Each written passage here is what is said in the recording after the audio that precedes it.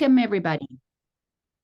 Welcome, welcome. Today, August 23rd, I'm super excited about offering this Ascension with A Course in Miracles transmission because I woke up this morning, not with an alarm, but around 5:45, just buzzing with just with so much love and so much gratitude and so much excitement to share what's coming through me today. Is just absolutely amazing. I could start crying. I mean, I've been crying this morning, but welcome, Kate. Good to have you here. It's always fun to see the people who return, and it's always fun to have someone new. And it was so nice meeting you earlier this week. So I'm building my community here in Colorado. Kate, you're the one I met, right? Yes, yes. Hi, Now I yes. see you. So good to You can see hear me? you. Yes, so good Okay, to perfect. see you. Thank You you for too. being here. Thank you for being here. So, um, what these, I don't know if you've watched any videos of these transmissions that I've been doing now. I think today is like number 117. So it's been going on for quite a few years.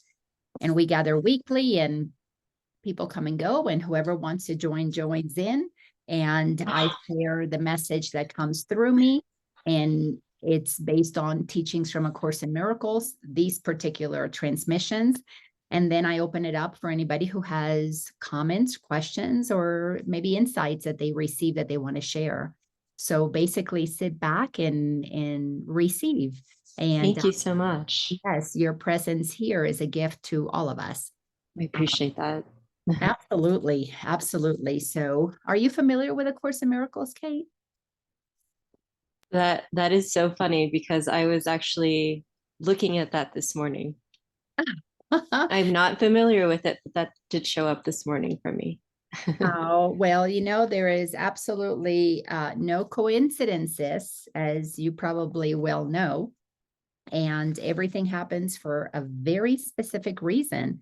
So I am glad that you are here with us, and I'm going to get to the page that we have been working on, and we are looking at chapter 30 in the text, because the Course in Miracles is divided into three parts: the text, the workbook, and the manual for teachers.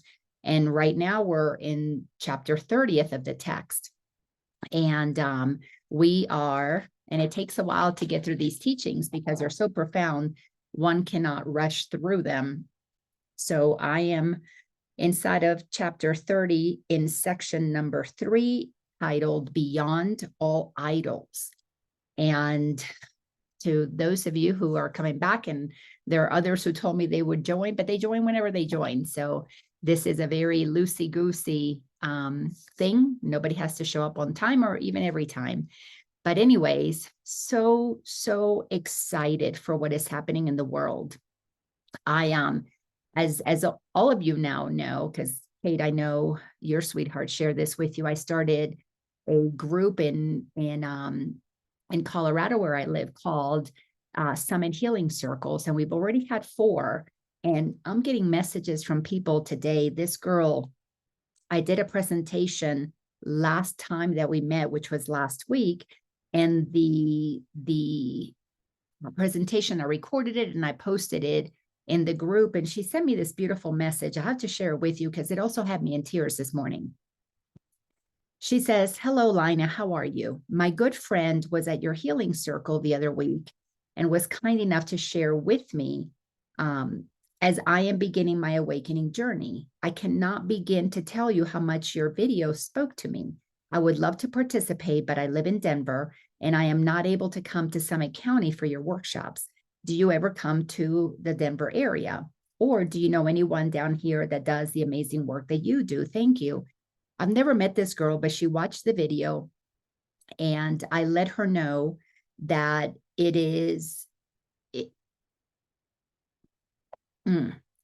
that I am just being called to just share wherever. So if she can help facilitate finding me a place in Denver, I'll come and do a workshop there. I can do a talk. I can do a one day. I can do, well, soon, next year, I'm going to bring back my 5-day retreats because they're so powerful, called the power of awareness. But the thing that is so exciting is this morning, I was told to really to get clear that my presence on this planet, my work is going to be amplified.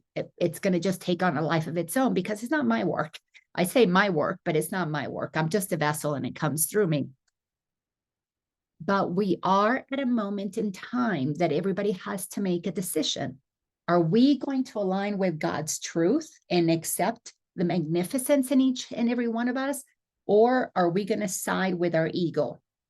We have free will. Everybody gets to pick. Everybody has the ability to choose their path because we are eternal beings on a fun journey. And on this journey, like on a seesaw, we can rise or we can descend. We have the ability to go up or we have the ability to go down. And there is nothing absolutely wrong with either choice because both choices are made in consciousness. We are non-physical energy. That's all that we really are. Particles dancing in eternity. When I say we, each one of us as a individuated consciousness within the mind of the creator, call it God, spirit, source, doesn't matter what you call it. It is nameless, really. When you know it, you cannot really name it because it's so vast. It's beyond what a name can hold. But we use the name God here. We use the name creator. You can call it spirit. You can call it Baba. You can call it Bambi. You can call it Buddha. It does not care what we call it. It only wants us to call it friend, as A Course in Miracles teaches.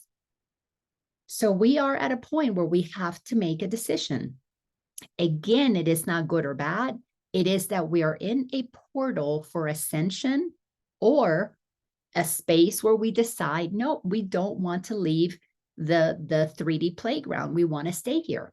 So we have an opportunity that, comes usually when we transition. Once we leave the physical vessel and we enter the spiritual realm, the realm of our true reality, we're back in consciousness. We can choose, do I come back or not?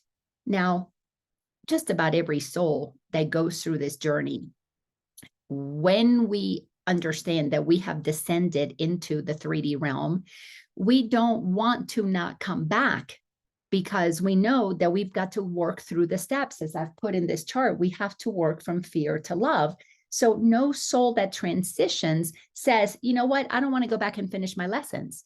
Every soul says, I'm going to come back in. This is where it's at. This is where the fun is. This is where we get to play in the 3D realm, the realm of the 5 senses. The awakening process is connecting with that 6th sense. The 6th sense is like a lifeline. I don't know. I've never done diving. I've never done diving under the water, but I've seen plenty of videos. I've seen plenty of people who do that. And when they dive, and let me be more specific. I'm speaking of those who dive. I lived a long time in Florida near Tarpon Springs, and Tarpon Springs is known as it's a Greek area. Lots of Greek immigrants moved to Tarpon Springs, and they began when they moved there a couple, over 100 years ago. They went there specifically because there are many sponges in the ocean in that particular area of Tarpon Springs, and they are deep sea divers, and they go diving for sponges. So they bring these beautiful sponges. My sister uses them. As a matter of fact, next time I go to Florida, I'm going to bring them. That's what she washes her dishes with. That's what she washes. That's what we used to wash our cars with. Anything that you need a sponge for, we preferred the sea sponges. And of course, they bring up other things as well, clams, food as well. Anyways, when those deep sea divers go down, they put on what is called a diving bell. A diving bell is like an astronaut garb that covers them completely. It is weighted down so that they can descend into the lower parts of the ground because the sponges are on the ground and they have to go pick them. Well, the diving bell, on top of it, has a hose that is connected to the boat where they get their oxygen. So as you can imagine, if that hose is cut, they don't get any oxygen. So when the divers are ready to come up, then there's another hose attached to the back that then they reel them up, because the diving suit, called a diving bell, is super, super heavy, so that it weighs them down. So when you think about the analogy of a soul coming to earth, you've got to think, we put on a diving bell. We decide we're going to go into density. We are going to get weighted down in the density and the muck of the egoic world. But we all have the hose of oxygen. That little hose of oxygen that most of us forget about is our direct connection to source. It's our intuition. It's the knowingness that we have that nobody teaches us in the world. For eons of time, definitely thousands of years, it's as if we pinched off that hose. We come in and we pinch off the hose, and some people can say, we take the amnesia pill and we forget that we're connected to source, and we get grounded believing that all that there is the density that we are experiencing. And when we believe that all there is this density, we buy into the 3D system. And the 3D system is only possible because we have an ego. The ego is the part of us, as the Course in Miracles teaches, it's not even a thing. You can't find your ego. It's not in your ear. It's not in your knee. It's not in your toenails. You can't cut it off, when you cut your nails, because it's not a thing. It is a thought system. It is the part that perceives through free will. Am I going to experience this diving into the 3D world as my reality? And if I do, then I must experience myself as just the body only. I'm the diving bell. That's it. That's all that I can be. So the ego is a belief that allows us to have a 3D experience. All the while, we're in the mind of source, always connected to source. We cannot not be connected to source because we are energy. So when you begin to understand the deeper realms of the teachings of truth, whether you find them in A Course in Miracles, you learn them from studying even things that Jesus said 2,000 years ago, even though many of them have been distorted, you can find these truths in Buddhism, you can find them in Hinduism, you can find it in Islam. It doesn't matter. You can find it in Rumi's poetry. The truth is the truth is the truth. There is one consciousness, one non-physical energy. That energy, when you begin to understand that it is pure imagination, it is pure intelligence, and it is all connected. It cannot be divided. You can't divide that energy. What we are is imagined by God in its own mind. We are imagined inside of consciousness. And when that imagination happens, the ego is the decision that I am separate from all the other imagined aspects of God. So it's as if I am going to put up my whiteboard, and let me know, hold on a quick second. Let me know, do you guys see the whiteboard? I want to make sure. Let's see. Can everybody see the whiteboard? Excellent. So imagine that this whiteboard is consciousness, is creator. It's all that is. There is nothing outside of it. This is all that is. And it's only limited here because we have a screen, but imagine that it's eternal and it goes on forever. So what God is, what consciousness is this creative essence that it is totally unlimited. And yet, inside of this creative essence, all that can possibly be imagined is imagined, because God is the source of infinite creativity, infinite imagination. So when we begin to understand what God is, to really know God and know the ego, we must understand and allow ourselves to trust the truth that God is the infinite creator, the infinite imagination station, if you want to call it that. And God imagines the birds, it imagines the planets, it imagines, the oceans, the water, it imagines everything that there is. And it has imagined each and every one of us Every one of us is known by the creative source. Sorry for my little stick figures. One thing I don't like about not having my whiteboard, which I just recently bought one. I'm going to put it up. And, God has imagined Christo and Ginger and Laina and Kate and Billy and Bob and Einstein and Hitler and Mother Teresa. God has imagined everybody. And in God's imagination, when we decide that I, as an imagination of God, am separate from the other imaginations, I literally draw a circle around myself called my perception, my own individualized consciousness. This is what the ego is. If I decide that I am not going to have that, that I am going to start waking up, then I literally begin the process. And I don't really have an easy way. This is what I don't like about this, is I don't have an easy way of erasing, because if I could erase, I would erase like a little bit here. When the awakening starts, is like we create a little clearing, a little space in our egoic perception of ourselves, and we begin to receive more of God's truth. But the whole world is built with people who have ideas about who they are that has them think that they're separate, because they believe they're the diving bell. They believe that they are the suit that they're wearing, our physical body, our physical vessel, and all of our perceptions, everything that we've learned. And every one of us here grew up in a different environment with different parents. We went to different schools, different governments, different religions. So we each have very individuated information that acts as software that is programmed into our mind. And all that software, we pick it up from the outside and we fill our diving bell, if you will, our egoic perceptions with very specific information.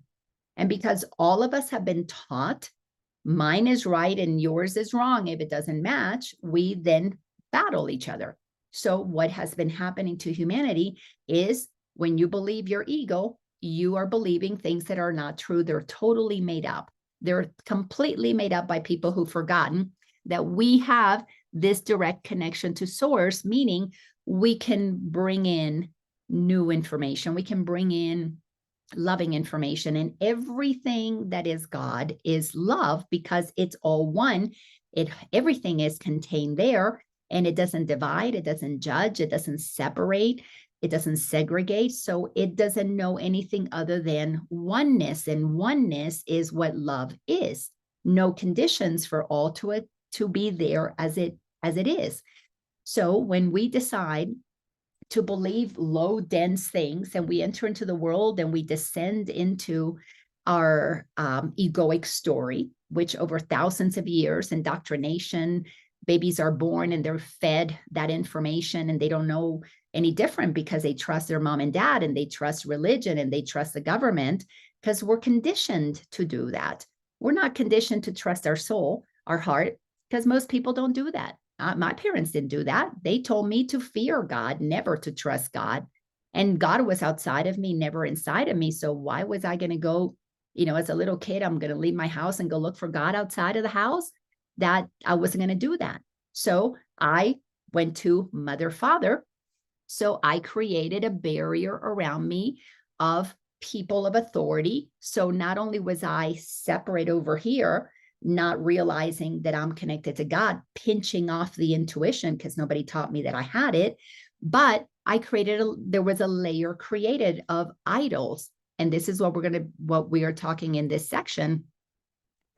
Let me see my writing here. So all of these idols that we create are false authorities that are placed outside of us. Mother, father, teacher, preacher, media, advertiser, government, whatever authority you look up to, that is between you and total freedom.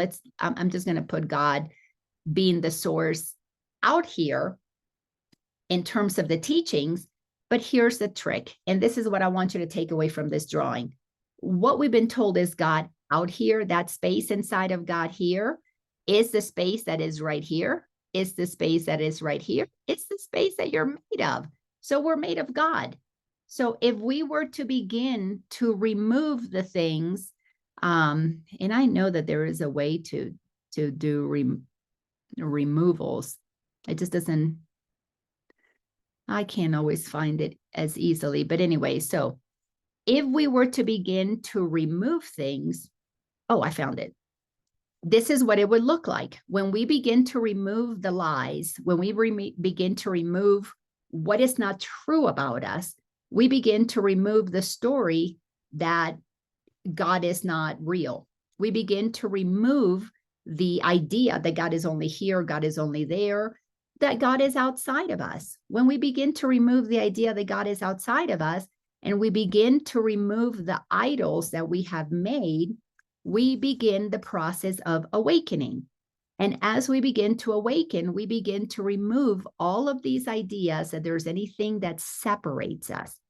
As we begin to remove these ideas, we lose our ego, because that's what separation is made up, is ideas, beliefs. As we begin to remove that, we begin to see that all of us are in the same place in the mind of the Creator. We are pure consciousness. We're individualized expressions of the creative source, so it can have an experience. So humanity is in the middle of a cycle. We have a decade, the decade 2020. Interestingly enough, 2020, we know it as humans as clear vision, 2020. If you have 2020 vision, you can see clearly. Well, how interesting. The creative source gives us all kinds of signals and ways for us to understand what's happening. We are in the decade that we have to make a decision. Are we going to continue to listen to the voices of the ego, basically all programmed by people outside of us, go outside of ourselves to find answers? Or are we going within ourselves? Are we going to come inside? If we come inside, we've got to remove all of the obstacles to knowing God, all of the obstacles to love. We have to remove all of the obstacles to truth. When we remove the obstacles to truth, we begin to see that everything is imagination. Nothing is solid. Everything is simply imagination. God is creative. Now, we're not going to go away, but what's going to go away is the idea of solidity. And then what's left? A blank canvas. So as we prepare, I'm going to go ahead and stop the sharing. As we prepare to ascend, to go to another level, what is happening is that we are recognizing, okay, this diving bell, I don't need to pretend that I'm separate from God. We connect to the line that feeds us, to the oxygen line. We connect to truth. We begin to receive truth. As we receive truth, we begin to rise up and out of the density of the ego. We move out of shame, out of guilt, out of fear, out of judgment, out of jealousy. We move out of vindictiveness. All of those are heavy, dense ways of being in the world because they make us really believe that we're supposed to be separate. As we let go of those things, because we are infusing ourselves with truth, our physicality, our density is going to be shifting into light bodies. Now, we're not there yet. As a whole, humanity is not there yet because there's too many fears and we eat too much junk food and we breathe air that's been contaminated by chemtrails. So there's a lot of density we have to collectively clear up. Now, we are beings with free will. Some don't want to clean it up. Some don't want to let go of the idols. Some believe that they are righteous in their fear, in their guilt, in their shame, in their whatever it is that they want to believe that keeps them separate, because they are on this playground to play the density game. Those of us who are awakening, we want to play the enlightenment game. We want to lighten up. We want to raise our consciousness. We want to increase our frequency. So we are understanding truth, but the only way to continue the process of ascension is through the process of forgiveness of those who don't want to ascend. And that is one of the key things in A Course in Miracles, is to help us understand that everybody has 100% absolute free will. God will assist anybody who is interested in waking up, whether you want to go to the archangels, whether you want to talk to the Pleiadians, whether you want to have connections with the Syrians, whether you're listening to voices from beyond. It doesn't matter. It absolutely doesn't matter where we're getting our guidance from. What matters is that we're not getting it from the ego. Now, for a while, the ego takes all this beautiful information and it becomes spiritualized. And then we think we're right about the Pleiadians is the only way, or the Syrians is the only way, or the Archangel is the only way, or Metatron is the only way, or Course in Miracles is the only way. Because we have to get to the place that we truly understand free will. And that is the only way that we're going to understand unconditional love. When we realize that our creative source, the consciousness that we are, places no limitations on what we can experience, you begin to understand real love. There's a story in the Bible, and I'm not a Bible scholar. I grew up hearing about the Bible. I never saw a Bible in my house. I mean, for all the people who taught me about Catholicism and good and evil and right and wrong, and telling me where God was, like they knew God, I never saw a Bible until I moved to the US when I was 14. And then I moved in with these holy roller Christians, and then they had the Bible, and we had to study the Bible. And I was like, I've never seen the Bible. And of course, I was shamed because, well, aren't you Catholic? Don't you know the Bible? I was like, I have no idea. And they were telling me that, well, do you even know that in the beginning God created this and this and this, and that's in the book of Genesis? I was like, Genesis? I don't know what Genesis is. So I went through a period of being so confused, and I felt shame, and I felt so bad that I wasn't taught. I hadn't seen the book. And this was supposed to be a very special book, because this family that we lived with just let us know that was the word, and there was no other word. So anyways, I'm not a Bible scholar, but there is a story that I do remember in the Bible. It's called the story of the prodigal son. And it's a beautiful story that shows that God, or this man, this king or rich man, I think it was a rich man, had two sons. One went off to do all the things that man wanted him to do when he was so proud of that son. And one went off to do things that, no parent would want their child to do. And that one went off drinking and carousing and lost all of its money, and eventually ended up living in a barn. He was cleaning a barn, and he didn't have any money, and the people didn't pay him very well, but they gave him shelter, and he could live at least in the stalls with the pigs. So at least he had a warm place to go. And then one day, that young man, I think he was like in his 30s, I think he was a young adult, decides, you know what, I'm going to go home and beg my father for forgiveness. And that young man goes home. And this is the prodigal son, meaning when he went home, this is an example, it's a metaphor for the creative source, for if you're comfortable calling it God. I couldn't call it God for a long time because I had to work through my stuff. I called it source and spirit and universe and great creator, blah, blah, blah, all kinds of names. Like I said, it doesn't matter what we call it, until I got comfortable with the word God, because we all know what the word God, I don't have to explain what that is. And the son comes back, and the father throws a big party. No questions asked. You're back, my son. And what's interesting is in this story, the other brother got jealous. I've been a good boy, and you're throwing a party for the naughty boy. And basically, God is, the king or the rich man says, I love you both the same. Well, that's a beautiful analogy for the creative source. None of us is ever going to be punished for the frequency that we attempt to experience. So if you want to go, how low can you go, and you really want to go down into the depths of evil, you are allowed to do that.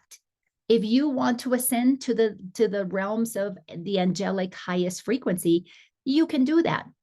We're all going to get the same party. Nobody is going to be selected as special. Course in Miracles taught me it's filled with information about understanding how the idea of specialness is ego-made, man-made. Because when you have things that are special, you then create attachments, and then you think it belongs to you. And what happens to us is that if that thing, that person that doesn't want to be with us anymore leaves us, then we feel like we have a hole. Oh my God, they abandoned me. Which of course, many of you have heard that story from when I was growing up and I felt that my dad had abandoned me. And then you live an entire life trying to find another man to fill that space, which of course I did with men. I wasn't looking for a man for me to love unconditionally. I was looking for a man to fill the hole that was left by my father, because my ego trained me into believing that I was less than because my daddy didn't like me. So we need to understand that we're correcting all of these misperceptions, but every single one of us is going to receive the exact same welcome to the truth. A very loving welcome. That is the kind of love that we are being invited to discover, to uncover. Really, it's not even discover, it's to uncover, because it's what we are made of. And the way we do that is little by little to experience circumstances. I call them irritations. Every irritation, as I say a million times, every irritation is an invitation. Every irritation is an invitation to see our ego's motivation. Our ego is motivated in being right about whatever training we received, even if it is wrong information, like I did in terms of the teachings about God being outside of me and me being a sinner, and I was just going to go to hell when I died. So that misinformation is not for me to judge and blame the people who taught me that, but rather to forgive them, just as Jesus did. They didn't know what they were doing. If they knew the truth, they would not have taught me the lies. Now, the idols that we have learned to idolize, to make them special, as if they're more important than us, we have to face every single one of them, not necessarily physically in person. I had to face my father, whom I had idolized as the example of the man that I needed to love me, after he had passed away. So I couldn't do it physically, but I did it in consciousness. And of course, I went through quite a few healing sessions to be able to do that work. But we have to face everyone, everything, including money, including status, including, our favorite dress that we think is the dress that makes us look great, and then our sister borrowed it and ruined it, or whatever it is. We have to look at everything that we have given permission to be powerful, to have power over us, and we've got to take our power back. And the only way to take your power back, there's only one way, and the Course teaches it so beautifully, is to forgive yourself for giving your power away. Forgive yourself for forgetting you don't need something outside of you to make you feel whole and complete. But you do need to make a decision to come within and accept your own power and begin to live from that place. So this decade, 2020, is a decade of bifurcation. That means a splitting of timelines. We need to understand, are we moving into the timeline of ascension, where we are choosing to raise our frequency? Wherever we're at, anybody who's down here is going to shift to that timeline if they are committed to raising their frequency. Anybody who's up here, who is stuck in being righteous and is judging everybody else because they might know more than somebody else spiritually, if they are not committed to the path of forgiveness, they are choosing a timeline of density, because they're choosing to be right at whatever level they're at. But anybody like that prodigal son living in a stall with pigs, if you realize, oh my goodness, there is another way. There is the way of love, and I'm going to do whatever it takes to get there. They're going to be on a timeline that allows for them to continue the process of ascension. So I know, for me, my work is to help primarily, well, there's two groups. Those who are brand new to awakening and are trying to make sense of it. There is such a curiosity there. There is such a willingness to be open to new ideas that they're just fun and delightful to talk to. Or those who have been on a spiritual journey for a long time, who think they know it all, like I did, whose ego has become all spiritualized like mine did, who put themselves on a pedestal and think that they're better than anybody else because they've got the way, blah, blah, blah, blah, like I did, to assist them in stepping down from that pedestal, because we're all equal. Nobody is better than anybody else. The only difference is, do we remember truth or not? Some remember truth a little bit, so they're very curious about more. Some remember a lot of truth, but still don't walk the talk. They may, talk it as I did. I know I went through the last couple of years was a period of undoing that spiritualized ego, when I found myself in the midst of COVID, realizing that the spiritual communities that I had around me, where I was teaching, and they were teachers of truth who said that you create your own reality. And then all of a sudden they're shaming people who didn't take the jab, or they are telling people that this, they've got to listen to the government, or masking people who didn't want to be masked. I didn't want to be masked. I'm under no laws but God's. And I was walking that talk, and I wasn't going to put something into my body when I understand that this world is run by egos who are interested in profits, not people. If I understood that, and I thought everybody in my spiritual community understood that, how come 90% were in fear and blaming others for their well-being? If we go around saying my thoughts create my reality, why the heck is anybody creating the thought that you're going to make me sick, or that you need to get jabbed for me to be okay? That is nonsensical. That is absolutely, that is the ego taking truth and not allowing you to own it. Because if you give your power to a pill or to Course in Miracles taught me that. It was so beautiful when I read that part in it, that it said, you're not going to get your well-being from a pill, or from a needle, or from something outside of you. Not that the medical world, especially when it's holistic, doesn't have a place in assisting us at the density that we're at, but that is only because our consciousness is not at a higher frequency where it can heal its own body. So my journey is to connect with God and bring in the healing powers that God already gave me, by me accepting that they're mine, not going outside of myself looking for an idol to give it to me. So yes, I participate in lots of healing modalities. I go see different people for different things, because my consciousness may be at 20% acceptance that I have that power, but 80% of me thinks, well, I really need the glasses to see. And you know what? When I put on the glasses, I see better at night, because I've given the glasses more power, and I don't blame anybody but myself. So I sit in my meditations and I ask, well, I don't even ask God. God's not outside of me. I go within and I claim the power that I have for the well-being of my own physical vessel. So this is what A Course in Miracles can lead anybody to, if we are willing to get really honest. But most people enter the spiritual journey wanting to make things better, but not doing the work that is required to let go of what makes things worse. And what makes things worse is believing what is not true. The only thing that causes our suffering is that we don't fully accept how powerful we are with humbleness. We think we're powerful, but you're not. This one's powerful, but not that one, because we have been trained in hierarchies, and we have been trained in idols. So let's look at this section.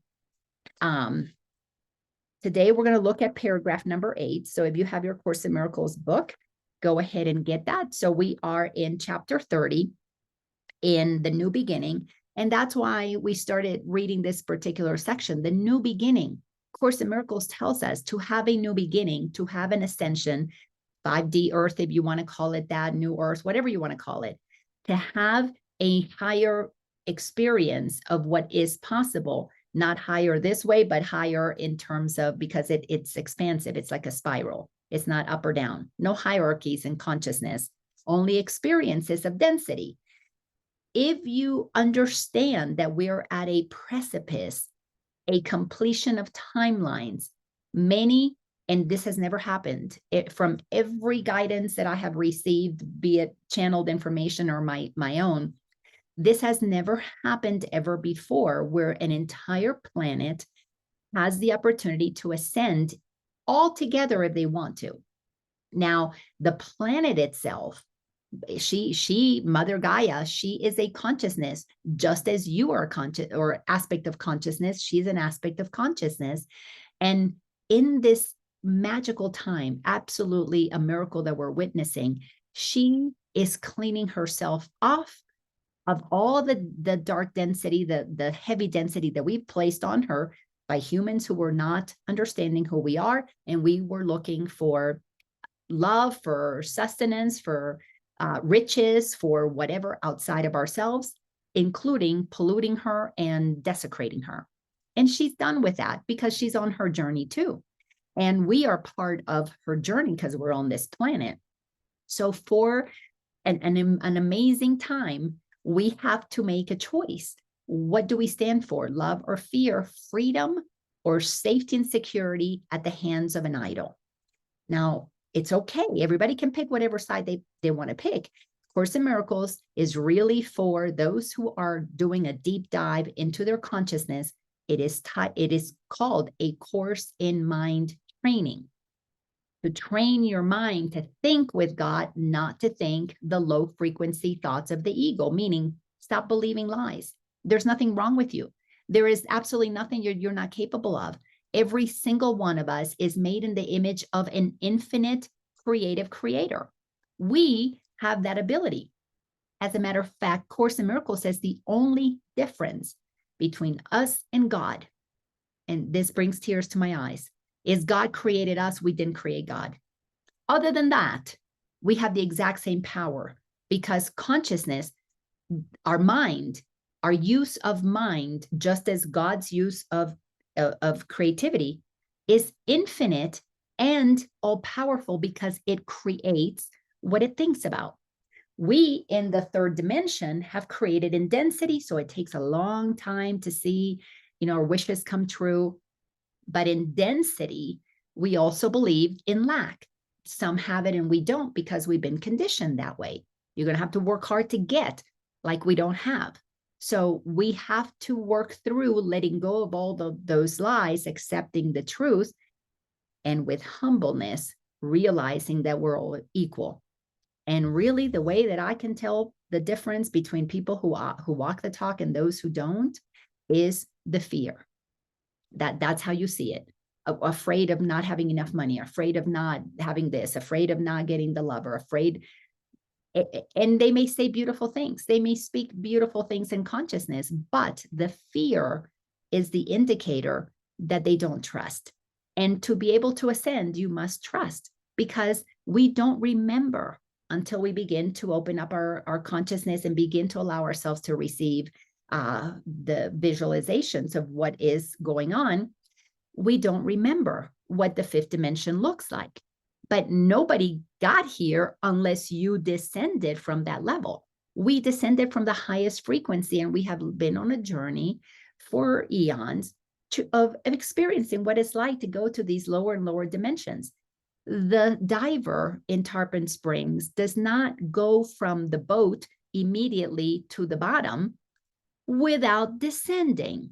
That diver must enter the water at the highest level of consciousness, and descend and move down to density. So everybody that comes to density has in their consciousness lifetimes where they were in higher frequency. But because they incarnated on this planet that was very high frequency when it started, we got trained down and down and down and down, and we've been going down ever since. Now it's time to hit bottom and move up, which is what's so exciting. So we have to access through remembering the truth of who we are. That's how we begin to open the portal, the ability to see, to hear, to receive guidance. But it requires an incredible amount of humbleness that admits, I don't know what anything is for. I don't know what I don't know, because the 3D experience is about forgetting. And to be able to remember truth and be able to ascend to those higher dimensions, you must be humble and realize that your ego doesn't know it all. You cannot be right and righteous about physical things if you want to experience non-physical truths. If you think money is what's going to make you safe and the government is going to take care of you and a jab or a pill is going to make you feel better, then you do not trust the non-physical yet fully, because that's not where you're going for your sustenance. You're going to the physical for your sustenance, for your safety, for your well-being, for your whatever. And that shift in consciousness takes however long it takes, but it's accelerating right now because we are being given like a shot of oxygen coming down that tube to let us know, okay, if you want to come up, we'll help you up. But you must trust that going up to the unknown is going to be better than staying in the density of the known. So this paragraph says, the thoughts of God are far beyond all change and shine forever. So when we begin to access what God knows is true, it is beyond all of our lower level thoughts of beliefs of lack, beliefs of idols, beliefs in things that are impermanent, because the 3D world comes and goes. So haven't you noticed things die? Because things are born, things die, buildings crumble. Right now we're watching institutions crumble because we do the same thing expecting a different result, because the ego is crazy. It's totally insane. And until we step out of that, we don't realize we have been crazy our entire life, believing things that are nonsensical, but we didn't know that. So this is why it requires an incredible amount of gentleness. We got to forgive ourselves. We were crazy and didn't even know it. And crazy people don't know that there is another way of being because they can't see it. There's a veil in front of their eyes. They can't see what they can't see. So when you go down this path and you begin to understand the thoughts of God, they're simple. We are one. We are non-physical. We are eternal. We are creative. We are pure consciousness. When that becomes your truth, then you go, well, if I'm eternal, why am I worried about death? If I am creative, why am I worried about lack? If I am love, why am I worried about somebody not liking me or somebody not loving me? I don't need something from the outside to make me feel love. I've got all the love I've got. Am I extending it? Am I giving that? Then I am the source of love. But we've been trained that we need somebody else to complete us. And then, of course, when we got brainwashed into we need somebody else to complete us, then advertising came in and told us, well, if they really love you, they're going to buy you a ring. And it better be a big ring. And it better be worth 3, 4, 5, 6 months worth of their salary so that you really know that they really love you. And then you've got to spend $100,000 on that wedding. Otherwise, it's not really real love, because then it doesn't show that your parents really care about you. If they don't lose all their life savings and throwing a big wedding for you, that's 6 years later, you're going to get divorced and you got to start all over again. That insanity is what we've been programmed with. So the thoughts of God are far beyond all change. They are unchanging forever. When we come to know what God wants us to know today, Jesus told us that 2,000 years ago, love your neighbor as yourself, period. All lessons of love. The Buddha taught us that. Don't believe the things that scare you. The Buddha told us, no thoughts, ego thoughts, no problems.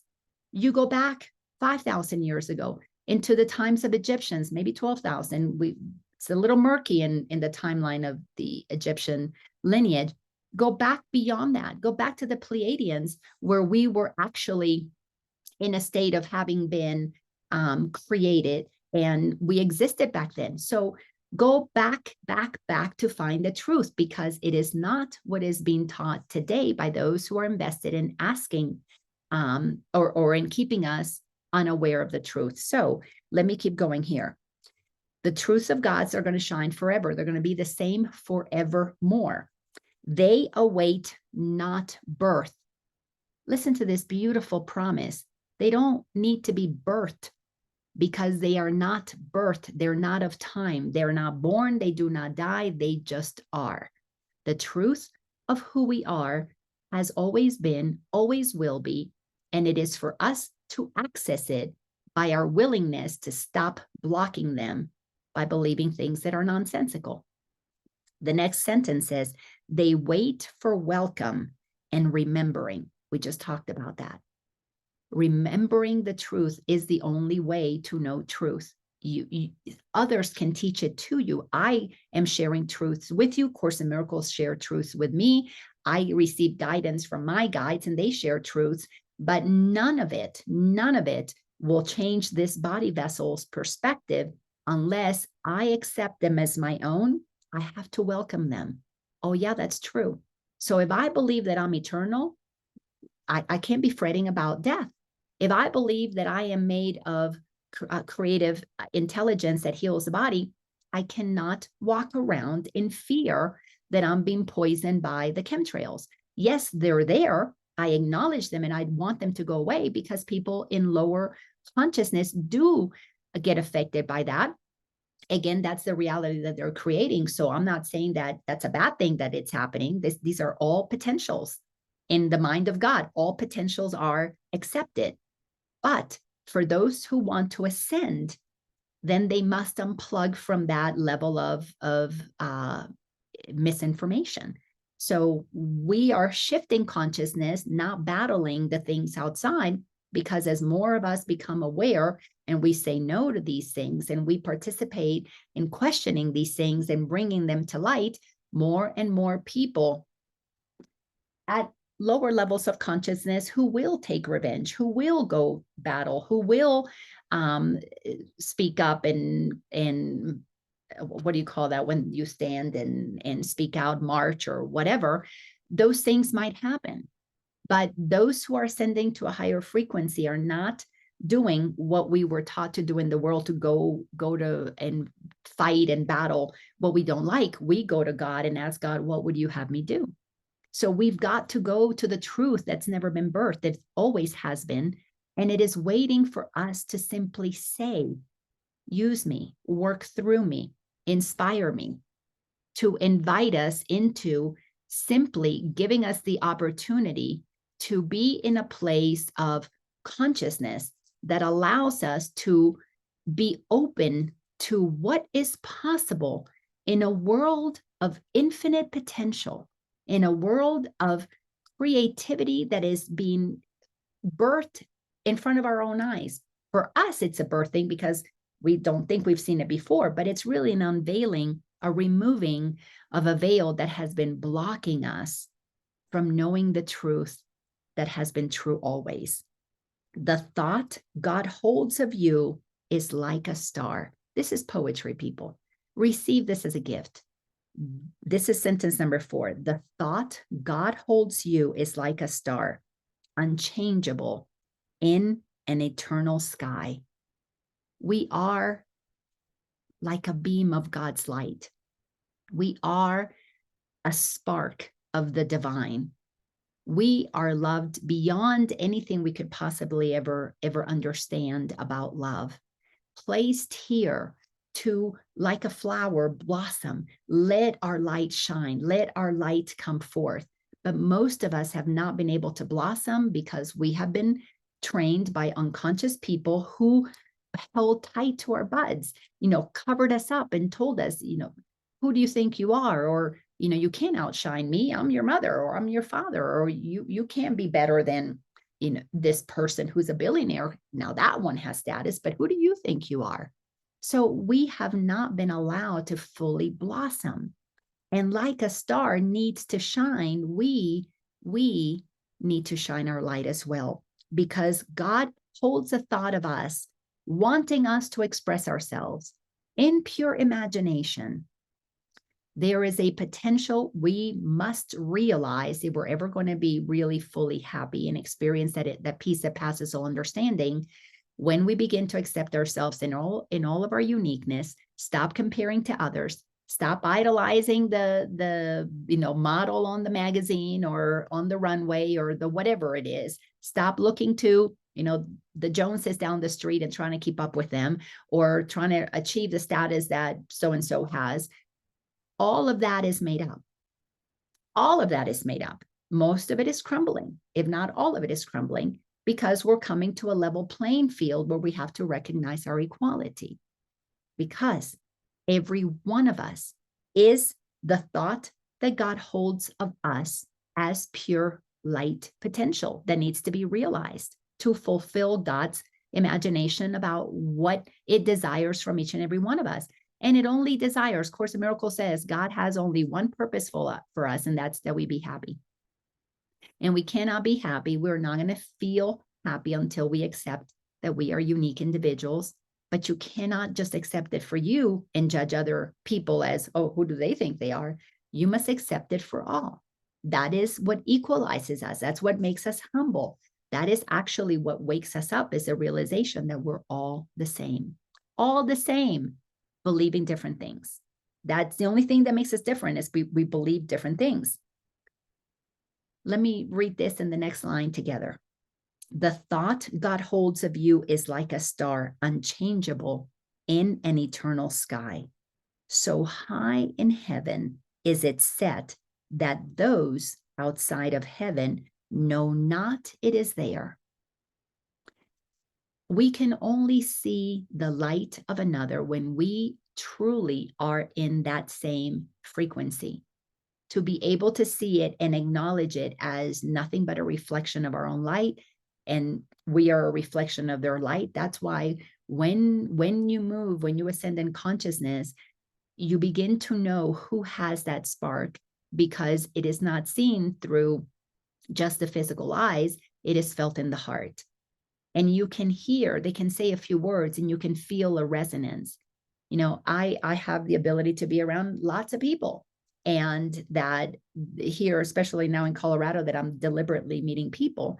And there's really two groups. And there's the group that talks about all of the physical things and the rent and the house that they're buying, or the vacation that they're going to, very, very, very 3D, very superficial, concerned about the bills and the whatever. And that's okay. That's just where they're at.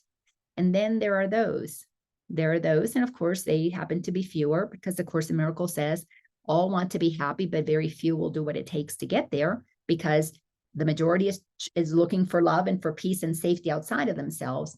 But those who are aware that that's an inside job. You know, you can feel the frequency, you can feel the vibe. And those are the people that, you know, we're being called together to co-create a new earth, because we have to hold the vision. We have to hold the awareness in our conscious mind all the time, that everybody is a light waiting. I'm going to make some metaphors here. A light and a rose. They are a rose made of light waiting to blossom. And they cannot blossom until usually somebody sees that in them. Because when we recognize that in another, it gives permission to the other to feel okay in an insane world. This is why it's so crucial that we be kind and gentle with everybody, because we don't know what they're going through. But we can feel the essence of one who is sincerely seeking truth, and those who are just seeking more stuff. I mean, you can tell. It's obvious to one at a certain level in consciousness. You realize, okay, the 3D world's very important to them. So I'm not going to tell them, no, don't go get that medicine, because they believe that medicine is going to help them. I'm not going to tell them not to get it, because that medicine has the power to help them in that stage of consciousness that they're in. Because our thoughts create our reality. So if that medicine is going to help them, it's going to help them. But there's another way. There's another way. And that requires curiosity and someone who wants to hear it. So yet still and white and lovely will it shine through all eternity. You are going to shine through all eternity. The question is, do you want to shine while you are in this 3D experience? In this blip in time that you call your life, do you want to blossom? Do you want to let your light shine? If you don't want to, it's okay. You don't have to. You can remain in darkened. You can remain in misery. It's okay. You get to create your reality. That is what's so powerful about understanding and accepting truth. Not just talking, oh yeah, thoughts create my reality. Oh my God, where am I gonna, how can I pay my bills? You got to listen to what you're saying. Course in Miracles helps us sort out those thoughts. The thoughts of the ego, the thoughts of God. The ego's thoughts are lies that block our chakras, block our energy centers. When we stop believing the lies, we can't help but go immediately to the truth, because there's only two: truth or what blocks it. So simple. You are light or you block it. And that's why we feel darkness. God did not create dark. God created free will. Free will can block light. That creates darkness. Use your free will to unblock it. Then you have light. It's really very simple. I know it's not easy. It took me a very long time, still taking me time. Speaking of time, sentence number 7 says, there was no time it was not there, meaning your light. No instant when its light grew dimmer or less perfect, ever. You have been perfect light always and forever. You, like that diver, chose to descend and have an experience on planet Earth. It's not anybody's fault. This is how powerful we are. We came in and we pinched, oops, sorry, sweetie. We pinched off, sorry, sweetie. Hey, Sandy, come here, come here. We pinched off our awareness of the truth that has always been true here. She's going to bark a little bit because my roommate is going out the door. We have an opportunity to remember our light. We have that opportunity. It is there. It never was birthed. It always has been. It's just a matter of, do we want to accept it or not? To accept the light, you got to stop believing things that are dark. To accept the truth, you got to stop believing that there's something outside of you, an idol outside of you that's going to make you whole and complete. To accept your light, you must humble yourself and go to the source that gave it to you and acknowledge that it was given to you freely with no conditions.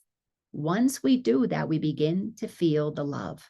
We begin to feel the love of the prodigal Father, Mother, God, that will love us no matter what, whether we were in the density in the muck or we are doing good deeds. It doesn't matter what we do. What matters is that we do something to remember the truth of who we are. So with that, I complete this. This is episode what? Number, oh goodness, 117. Thank you so much for being here.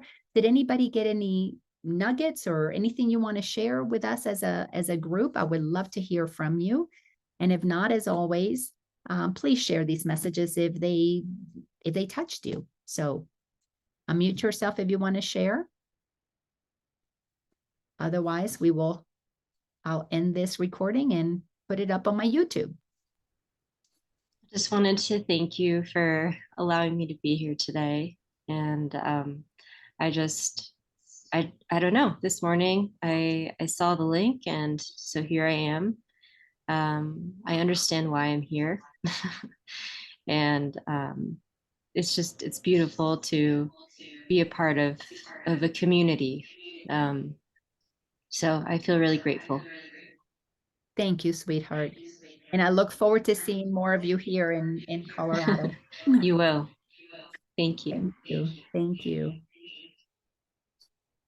Yes, Christo, I see you unmuted yourself as well.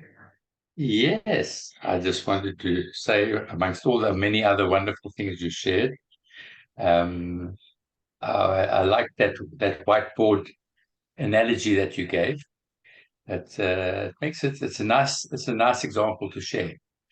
How we have the bell around us by our own hand and by our own choice, even though we don't always know when we're making that choice. And sometimes we allow people to make those choices for us. But it's great to know that we can always lift that bell. And when we feel, we want to, just have to find the ways of doing it and unraveling those tight bonds that keep us from separation. So thank you. And welcome, Kate. Nice to meet you. Thank you. So whether we grew up in South Africa as you did, or in the US as others have, or in Latin America, some of us have, it doesn't matter. We all got conditioned, and we all are light placed exactly where we needed to be to experience a conditioning that gives us the opportunity to move through things that show others, if I can do it, so can you. So how beautiful. Miss Ginger, are you unmuting yourself? How cool is that? Yes, hi. Well, as usual, Miss Lina, you have the uncanny ability of making this so simple Well, that it's a reminder every time I hear you. It's like, Ginge, it just ain't that hard. well, Ego still likes to be very important. I haven't quite gotten her under control yet, but she's she's making her way. well, thank you for your willingness to continue to work through it. And it only got simple when I let the truth be the truth. You know, when I stopped trying to interpret it and just began to share it as it is, that's when it got super simple. That's why it requires an incredible amount of courage, an incredible amount of honesty to really come to walk the talk, because we do have to get off of our righteous selves, and we got to get off that pedestal. And I appreciate that you're willing to do that. Thank you, sister. Yeah, I had this little visualization when you were talking about how we're connected to the divine. I mean, we are the vibration of the divine. And when you were talking about how we go into darkness, and and all of a sudden I had this little visual that said, the light is behind us when we're going into the darkness. What if I just turn around? That's all we need to do. And that's that's when I got that. Is not that hard, Jen. It's Just not that hard. It's not that hard. And thank you. yes, it's like when I was walking with my little grandson the other day, and we had the sun behind us, and he's looking at his shadow on the ground, and he's trying to catch the shadow. And it's like, God doesn't make shadows. Shadows are the results of us blocking light. So that's exactly what our ego is that we have blocked the light. So thank you for bringing that beautiful visual that you got, because that is what makes the truth so simple, is that it is there is no source of darkness, like there is no source of fear. There is nothing. You can't go to the store and buy a can of fear. There is No. no source of fear. Fear is Well, I blocked know you read the truth. label. You read the labels on the back of some of the food. I don't know about that. Well, listen, I want to invite you guys. So I was inspired to create another group. It's another Facebook group, but I'll tell you the genesis of it. The people that have been studying with me for a couple of years in the mastery program that we meet once a week, and we've been doing this some for 6 years. I told them this year that they cannot come back, because they all know what I know. And now they got to walk. They can't spend another year studying with me. They've got to go. I've got to open up the mastery program for people who are newer on the journey. And they were very upset, because some of them have been together for quite a few years, and they're like, but we love getting together once a week and hearing whatever I was sharing. And I said, but it doesn't do them any good to sit there hearing the same thing if they already know it. And I just can't take their money to tell them the same thing that they already know. So they asked me to create something that keeps them together. And A Course in Miracles says that when we move out of the darkness, out of the ego's insanity, we will create a happy dream, because we're going to wake up in the dream that we're having here as humans. And we're not going to not be humans, but we are going to be happy humans instead of insane humans. So the Course says that we are here to create a happy dream. So the group is called Happy Dream Creators. And we are going to be coming together. Tonight is going to be our first time. It's 7:00 in Atlanta time for my East Coast people, but it's 5:00 Mountain time. And the entire group is for those who are owning that they are masters. And we're coming together to own our mastery, to be in that group, seeing each other as masters, as light. It's not a self-help group, none of that. We are going to be a place where you're seeing something in the world that scares you, you want to bring it into the group, then how are you going to turn your light on to make that scary thing go away? A reminder of our power. It's it's just a wonderful group. Tonight we're going to have our first gathering, and probably the only things that I'll be doing there is guiding some visualizations every other week to help us visualize to give permission for our imagination to visualize what we want to experience as our new earth, as our happy dream. But then the rest is just a community reminding each other that we are powerful beings, that we're masters, and only sharing things that are reminders of the truth of who we are. We don't need more reminders of the 3D world, because we're leaving that world. That's the world that's fucked up that we're getting out of. We need reminders that we're the powerful creators of the world that we prefer. And that is by reminding each other, you, me, we all have the ability to imagine. And through that imagination and deliberate attention on it with intention to manifest it, it is becoming our reality. And that's exciting. So bring examples of, where do you see the new financial system, the new education system, the new healing system? Where are examples? Let's share that, and only share from that high vibration. So of course, if somebody has a fear, they're going to come into that high frequency to help them easily choose to let go of that fear first by facing it, second by allowing it to be part of the 3D world, and then choosing to forgive it and ascend. So you're all welcome. And Kate, do you have a Facebook account? I do. Oh, okay. Can you send me a friend link, and then I can add you guys to that group if you want to be there. Wonderful. And if it's not for you, then you remove yourself. I would love to, actually. Wonderful. Yes, We're thank you. just starting. So it's a very small group. So we're just starting. And if you can invite people, please invite people who are comfortable with the idea that they really truly are the light. They are a master. And they're not interested in accumulating more things in this world. They're interested in ascending to create a world that is abundant for all. So no selfishness or greed in this group. Can't do it, because it's a collective thing.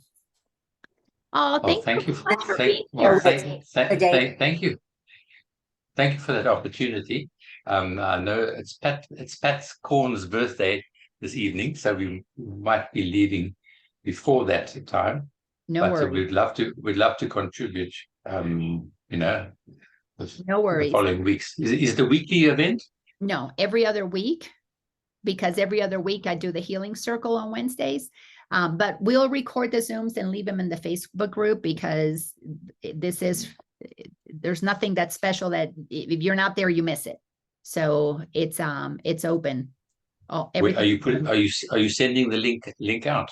Only in the group. I'm okay. So that's why you have to be in the group, and then if we miss this, then we can always catch it. Absolutely. Absolutely. I'm making my life easy. It's all in one space. Me too, girlfriend. Me too. Trust me. I love you all. Have a wonderful rest of your day. Remember to shine your light. It's in you, so might as well let it come out. Love you all. Bye-bye. Bye. See you, Kate.